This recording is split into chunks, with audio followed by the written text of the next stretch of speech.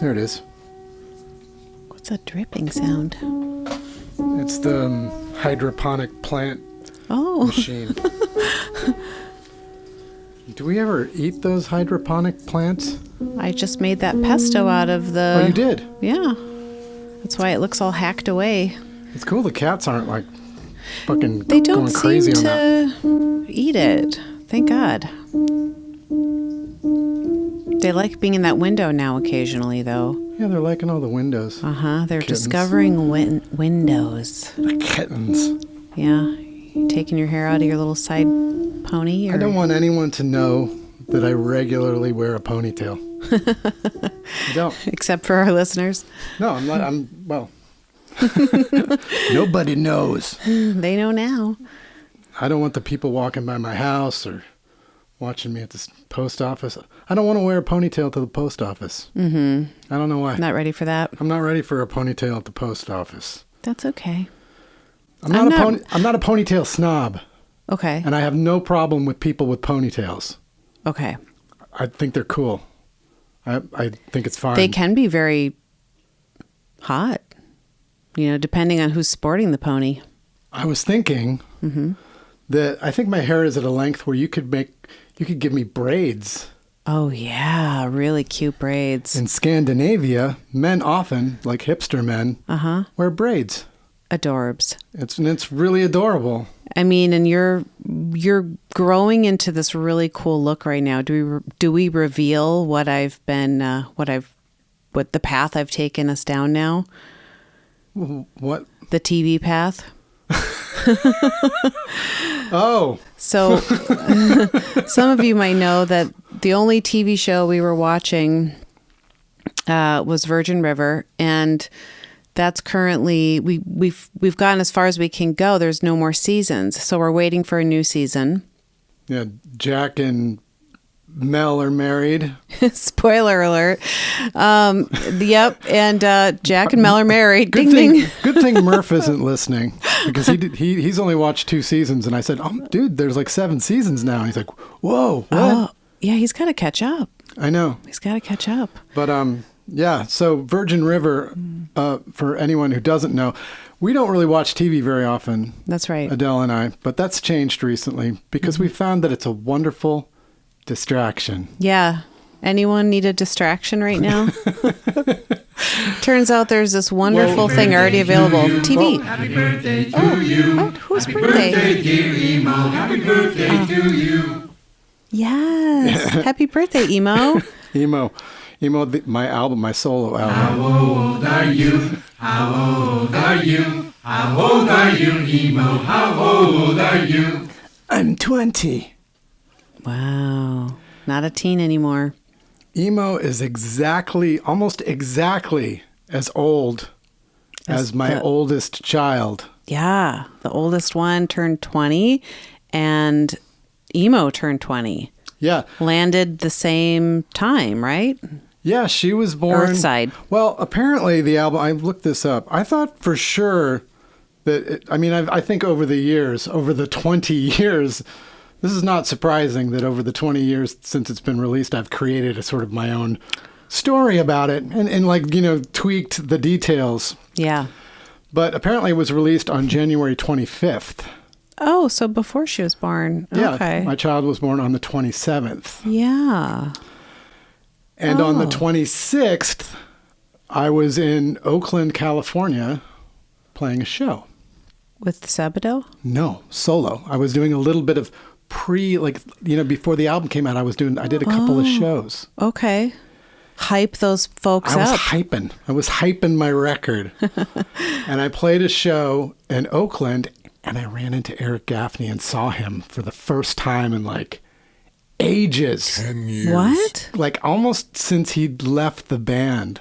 In Oakland? And Oakland. January 26th? January 26th. We hung out. Really? Yep. We got high. Wait, so did he come to your show? He did. He was there because he was living there. So he came to the show. We talked a lot. We smoked some bad weed. It was awesome. And then I got the call. That Hey, yeah, the kid was on her way. The kid, I almost Wow. said her name. Jesus. Yeah, I know. The kid was on, the baby was on its way. Uh-huh. So I rushed back to Los Angeles.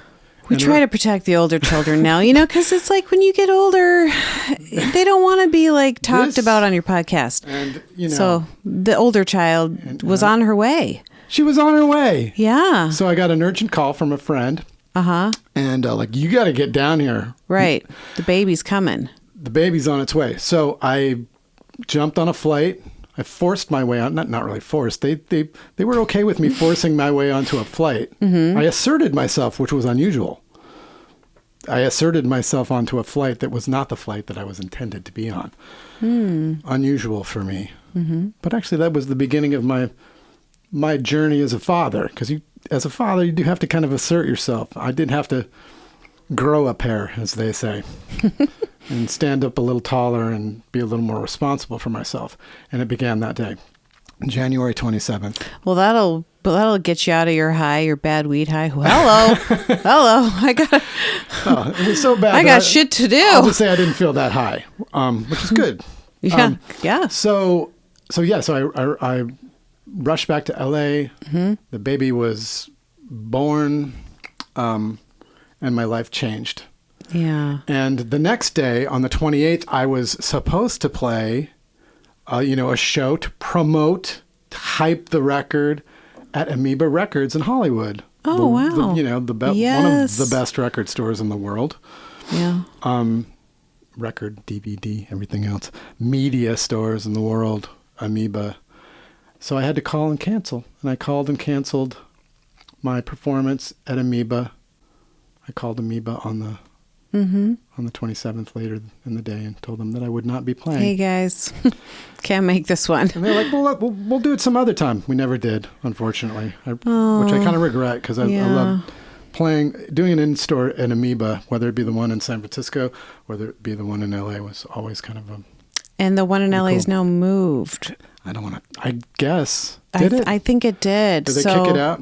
I don't know where it's located now, actually. Right. But I believe it's moved. It was so great. If anyone knows, you know. Yeah. It was a great store. So Emo came out January 25th. Lou Barlow's solo album. And we called it my first solo album, although it was not my first solo recording album, but it was the first one that I used my name on. Okay. Like, I'm going to just be Lou Barlow. No weird name that's related. I called myself Centrido before that. Who played the other instruments on the album then? Oh, I had different people on every song. Oh, okay. So not just every song, but Ahmad Wasif played on quite a few, did some absolutely gorgeous guitar work on several of the songs. Ahmad, who does solo work under his name, he also plays with the Yeah Yeah Yeahs. Yeah. You might have heard of them. He had a band called Lowercase. And when then he was also a kid that opened for Sebadoh. Alaska, He had Alaska going for a while with Russell Pollard, who was a member of Sebadoh. Anyway, but yeah. Who else played on it? Jason Lowenstein played on it. He did? I didn't know that. Yeah, I brought him. I did some sessions. I did like a house session in Nashville. Really? The record was really, I would say, a labor of love. Okay. Self-funded. Like I really kind of put myself... Who put it out? Merge? Merge. Okay. Which I was really lucky to have Merge do that record because they're a great record label and they were great to work with, and the record did pretty well. And it was like at a period where I think I've talked about this before. The 2000s, the beginning of the 2000s were not great for me. Mm-hmm. I was kind of coming out of the fog of the late 90s and some real disappointments, and I felt very humbled. Not that I've ever felt particularly, brash or confident about anything, but I had been really, I'd taken some hits going into the 2000s, and making that record was a real way out of it for me.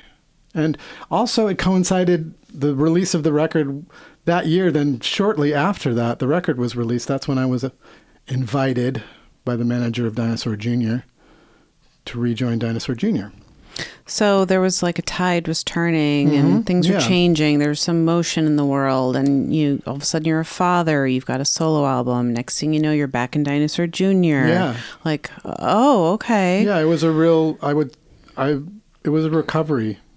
You know, and the record, making the record itself was like a real, like I really, I kind of dug deep for it and got some confidence that I think I felt I had lost, and it was a real loving production for me, I would say. Like every song I did them all the songs kind of differently and with different people. Who played drums on it?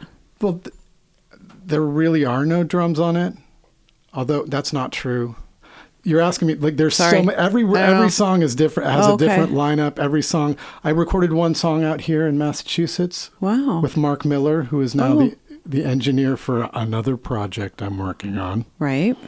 Okay. Currently working on a secret project. But Mark is an engineer for that. And Mark actually recorded one of the songs I for didn't know EMOH that. too. And Abby, my sister Abby, played cello. Wow. Abby played cello on it. How did that happen? Did you do that in Massachusetts too? Yeah, here. I did it here. I did one song here called Puzzle, and then there's 14 songs on it, and that's kind of all over the map, but it's all kind of quiet. And there was one song called Legendary. And I have yet to play that on the podcast, because it turns out I've played a lot of songs from EMOH on this podcast. I thought you've played Legendary. I looked at the master list. Okay. So, well, if we've played it, enjoy it again. Yeah. The cool thing about Legendary was it got placed. Yes. Which is like pretty much, it's kind of one of the only ways that musicians can really make money now on your music, because you kind of don't make any money from selling records. Yeah. You got to sell like a bazillion records to make money. And, I know. Yeah. You know, people don't, anyway. Yeah. Getting a song placed is pretty much, and I got Legendary was placed on the OC, a show that I've never seen. Oh my God! But got some catching up to do. It was the end credits song on season 2, episode 18. The episode was titled "The Risky Business." I think 2 main characters almost kissed. Well, I don't think it was the ending. It's a scene. Do you know what I'm talking about? Yes, of course. Of course. Well, I know now. I didn't know at the time that, you know what I mean, who was attached to this song or whatever. I didn't remember the scene or anything, but Alendi, who we know, who is a friend of ours, said to me she was watching the OC. She said this to me like a year or 2 ago. She was like, she was born. Well, no, I mean, she's watching it like now. She was a toddler. No, she wasn't watching it then. She's watching it now, because that's what the Gen... I understand. What are they? She's Gen Z? I'm just remarking that she was a toddler when it originally aired, which means nothing. Doesn't mean she can't watch it now. Okay. Right. You're missing the whole point, which is kids like watching older shows. Anyway, she's going to be 27. She's not that young. So my point is that she was watching it. Let me get to the goddamn finish line here for everybody. And she was like, all of a sudden, this pivotal scene, she heard a singing and a song, and she was like, oh, that sounds like Lou. She recognized my voice? Yeah, I believe so. And she then looked it up and said it was the song Legendary. And I was like, oh, holy shit. So, oh God. Oh no. You live in a zoo. I gotta finish my story. You look like a donkey and you smell like one too. Happy birthday to you. You live in a zoo. You look like a donkey and you smell like one too. That's my favorite version of the Happy Birthday song. Go ahead. My point was that she then told me that, and she was like, that was so cool. I mean, she was impressed that you had a song in the OC. Yeah, I made a couple $1,000s with that. Yeah. Ka-ching! Yeah. And so I watched the OC maybe only like a couple of seasons, like the beginning of it. I didn't stick around for the end. So because I loved the intro theme song by Phantom Planet as well, California. Oh, yeah. It's so fucking good. You do love that song. It's so good. It makes me crazy. Anyway. You made me love that song. At first I was kind of mildly annoyed by it, but then I'm like, hey, I like it too. Yeah. It's a damn good song. So So then I thought, oh, I didn't actually know that song was in the OC. Now, Alendi has informed me it was in the OC. And then I think you also informed me it was in the OC. So then I Googled Legendary in the OC and the scene comes up. You can watch the scene. Yeah. So yeah, it's like this scene where they're in the kitchen and they're like maybe about to kiss or something. The two main characters, Misha Barton, is that her name? Who I used to see her sometimes around LA, which was kind of funny. I've been at the bar next to Misha Barton more than once in Silver Lake. That one bar that Adele was has near pretty good celebrity stories. Speaking of Elliott Smith, we were talking about Elliott Smith earlier today, and you know where the mural is? Yeah. There on Sunset. It used to be Solutions Audio. Yes, exactly. Bizarre music store. There was a bar. What a weird store that was. Right next to it. Yeah. And anyway, Misha and me both there having drinks at the bar. So. Oh, so you were in proximity to Misha Barton. I was more than once, and then another separate time at the 4100 bar in Silver Lake. I think maybe she lived in Silver Lake. I don't know, guys. It was a cool place to be. I was there. You were there. We didn't even know each other was there, but we were there. Elliot was there. So you got to play a song. We're gonna. Yep, I'm gonna move the screen down. Wait, so you're gonna play Legendary? Yeah. Wow. Okay. Wow. Great. That's why we're talking about it so damn much. This is also one of your most popular songs, right? Yeah. It is. I think it is. Go put the mic down.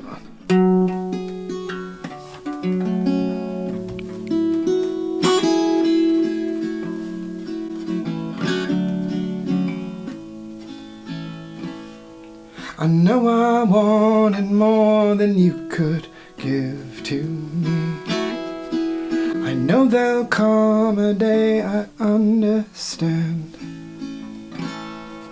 Until then I'll be trying to solve your mystery and wonder why I couldn't make you stay.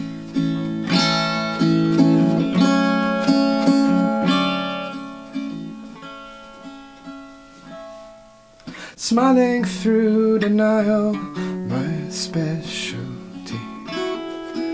I thought that was a good thing for a while. You gave me all your secrets, were you testing me? And how could I do anything but smile? So reenact your legendary tragedy and do to me what has been done to you. Is that the only point to all this misery? And is there any reason I should cry?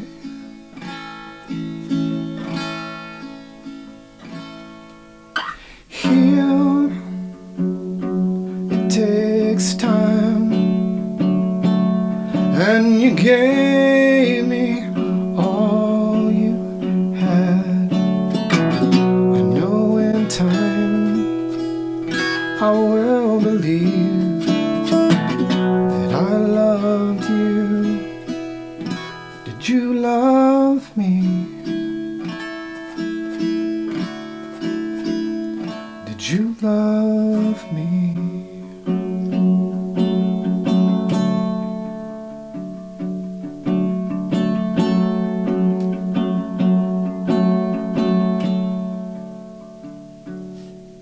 Heal, it takes time, and you gave me all you had.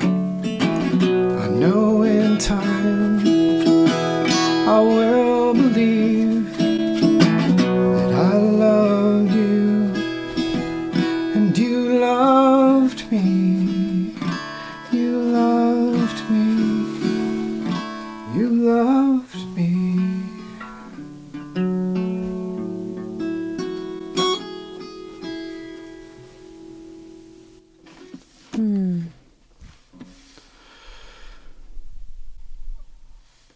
Legendary. Legendary. Emo.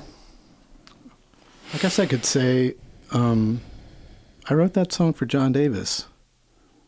Like after we split up, we had the folk implosion, in 99, and we did this really emotional record for us called One Part Lullaby. And we had to separate, like right when we finished the record, for personal reasons for both of us. I mean, and I felt like that we would never speak again. And he and I reunited, in 2000. Well, we started talking again in 2020, I guess. And of course, now we're. How can that be 5 years ago? Wow. We're Yeah. in 2025. Yep. I keep feeling like when I say 2020, that was just last year. Yeah. It's, man, so much has changed Yeah. in just 5 years. Oofta. Well. Yeah, but so that's that song. That's an emotional. Yeah, sometimes it's funny. I've been playing the song. I played it a few times, to warm up, and I'm like, oh, that's cool, whatever. And then I'm just playing it now, and I'm like, oh, it's kind of emotional. I'd say so. Yeah. Yeah. Oh. Yeah. But I was going to play another song from the record. What are you going to play? Just kick right into that. This one is called Monkey Begun. Okay. It's a little lighter. I remember when we were friends, I gave you the record. Yes. Because the record to me was like, I thought, oh, this is like my big positive. We might have already spoken about this on the podcast, but I gave you the record. And I was like, hey, check this out. It's my super. Have you ever heard this record? This is my solo record. It's so good. Because I knew that you liked One Part Lullaby. I'm like, hey, this is this really also a really accessible, upbeat record, and I gave it to you. Then the next time I saw you, you just gave me this grave look. You're like, are you okay? You were like, this is clearly a cry for help. I'm like, what?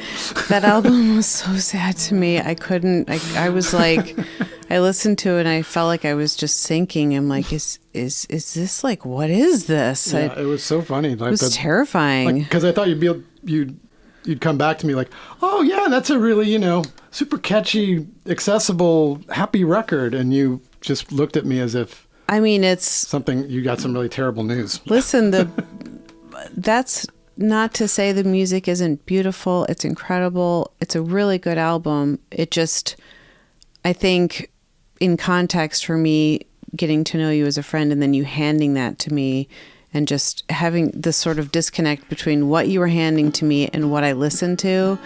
Anyway. Okay, I'm going to play this one before someone stops us. Play it. For balance and control, a battle rages in my soul. Am I monkey, am I man? One finger holding back the damn. Confusion was alright until it kept me up at night. Heavy breathing, okay, until it took my breath away. Now I feel like I'm just being gone. I feel I'm just being gone. But no, don't worry, we're all undone. I feel I've just been, life has just begun.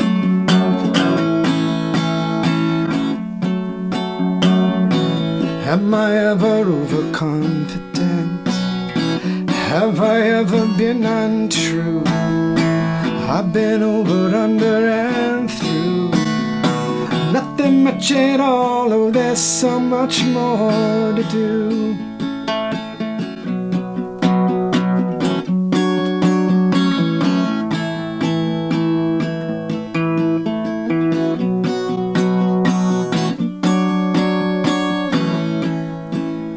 Now I feel like I'm just begun. I feel I've just begun. No, don't hurry, no race is won. I feel I've just life has just begun.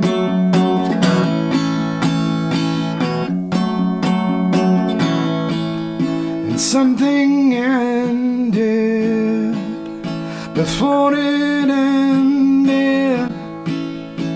Something ended. I see a sunset in your eyes.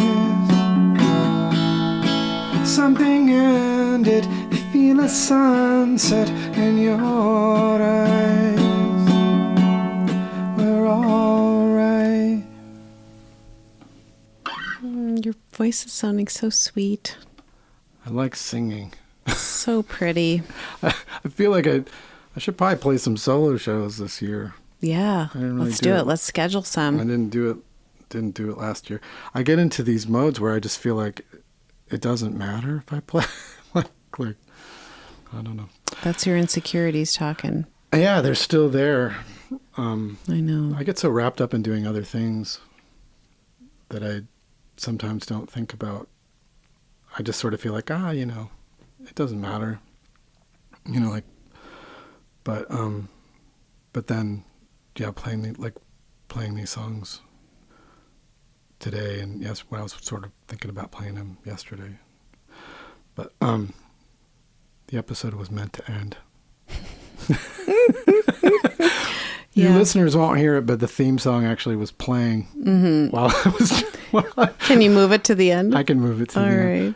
Yeah. Oh, well, I was just thinking, boy, your voice sounds really sweet right now.